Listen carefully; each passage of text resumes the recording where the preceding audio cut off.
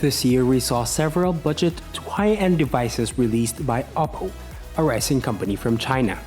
Their latest endeavor in targeting selfie-holics fetches a good 13,000 pesos or about $270.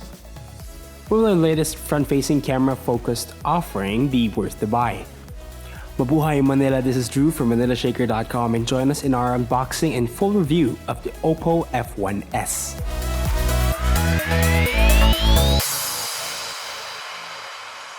It's a standard affair opening the F1s as the unit will be the first to greet you splashed in rose gold for our case.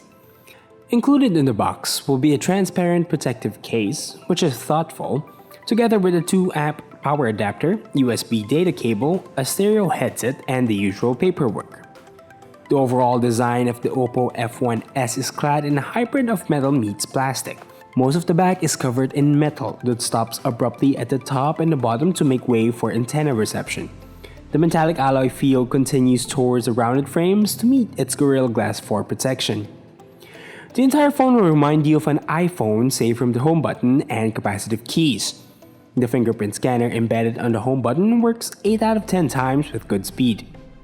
The F1s feels chunky and awkward to hold, with some substantial heft into the mix.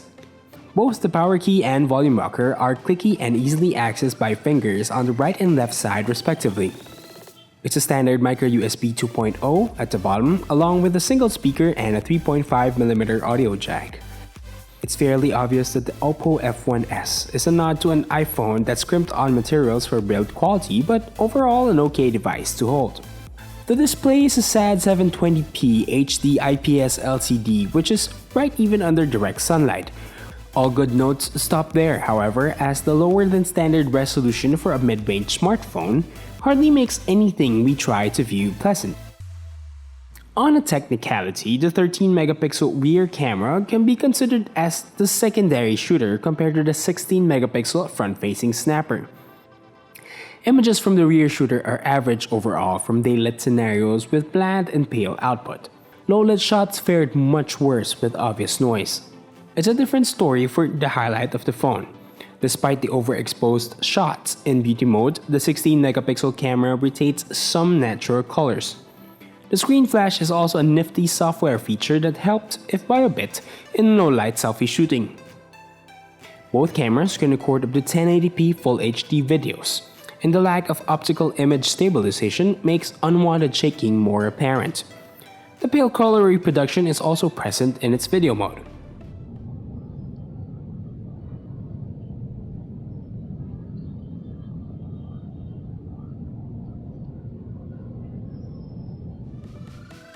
For selfies alone, the F1s is undoubtedly a fine and reliable snapper.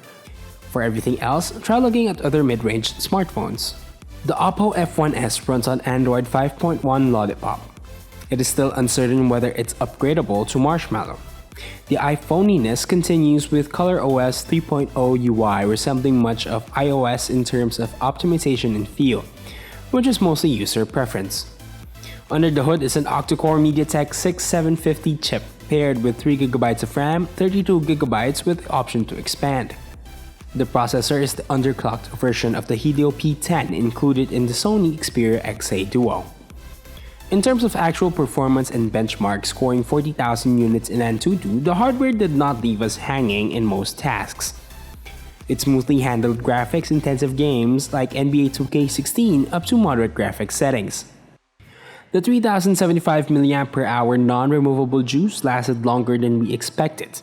It easily reached up to the morning of the next day with moderate usage. We recorded 5 hours of screen-on time, which is above average over similarly priced hardware. Charging the F1s is painstakingly slow at 2 hours and 20 minutes from 0 to 100. The MediaTek chipset also lacks fast charging capabilities. Positioned at the bottom, the single loudspeaker produces averagely loud but tinny audio output. There's also no built-in high-resolution upscaling.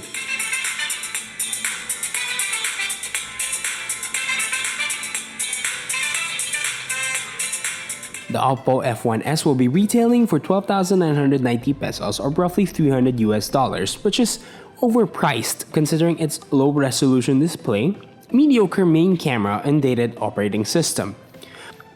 But if the below average Android experience on top of a solid battery life, semi-premium build, and great selfie camera are things that you're looking for, this makes the Oppo F1s one of the better choices. What do you think of the Oppo F1s? Let us know in the comment section below. As always, don't forget to hit that like button and subscribe to our channel if you haven't already. We'll be pitting this unit against Galaxy C series, Xperia XA, and the new Zenfone 3, so stay tuned for that. If you have questions, hit me up on Twitter @Ginuhit. Once again, this has been Drew. Mabuhay, Manila!